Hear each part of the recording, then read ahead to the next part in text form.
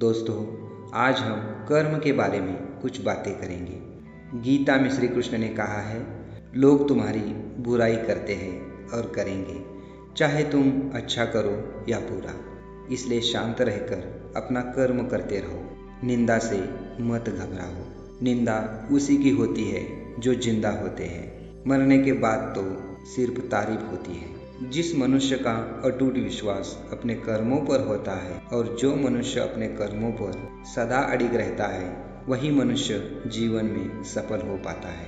और जो मनुष्य सिर्फ फल की चिंता करता है और कर्म नहीं करता, उसे जीवन में सिर्फ असफलता ही प्राप्त होती है।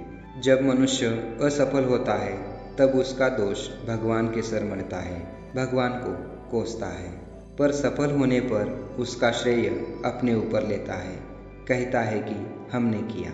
वास्तव में सफलता और असफलता भगवान की हुई होती है।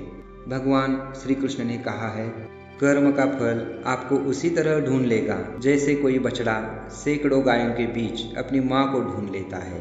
अर्थात सही समय आने पर आपके एक एक कर्मों का फल आपको जरूर मिलेगा। इसलिए यदि आप किसी कार्य में मेहनत कर रहे हैं और रिजल्ट नहीं मिल रहा है, तो उदास मत होइए। मेहनत जारी रखिए। आखिरी रिजल्ट आपके हक में जरूर होगा। जब जिंदगी हंसाए तब समझ लेना कि अच्छे कर्मों का फल मिल रहा है, और जब जिंदगी रुलाए तब समझ लेना कि अब अच्छे कर्म करने का समय आ गया है। जो भक्ति भाव से कर्म करता है, जो विशुद्ध आत्मा है और अपने तथा इंद्रियों को वश में रखता है, वह सबों का प्रिय होता है। सभी लोग उसे प्रिय होते हैं। ऐसा व्यक्ति कर्म करता हुआ भी कभी नहीं बांधता। माली पौधों को पानी प्रतिदिन देता है, लेकिन फल सिर्फ मौसम में ही आते हैं। इसलिए जीवन में धैर्य रखिए। हर काम अपने समय पर ही होगा। जो हो रहा है उसे होने दो। तुम्हारे ईश्वर ने तुम्हारी सोच से बेहतर तुम्हारे लिए सोच रखा है। प्रकृति का नियम है, यदि खेत में बीज न डाले जाए तो कुदरत उसे घूस फूस से भर देती है। ठीक उसी तरह से दिमाग में सकारात्मक विचार न भरे जाए तो नकारात्मक विचार अपनी जगह बना ही लेती है।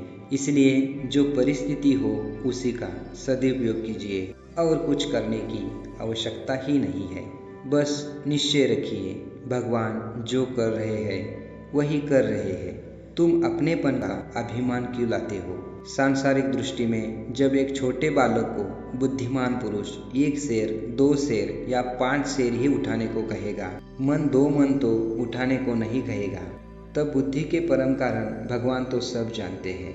वे कब कहेंगे यह करो वह करो जो तुम्हारे सामर्थ्य के बाहर है। वो तो कहते हैं, जितना तुम कर सको आसानी से करो, पर करो ईमानदारी से। उसमें कुछ बचा कर छिपा कर मत करो। जय श्री कृष्ण।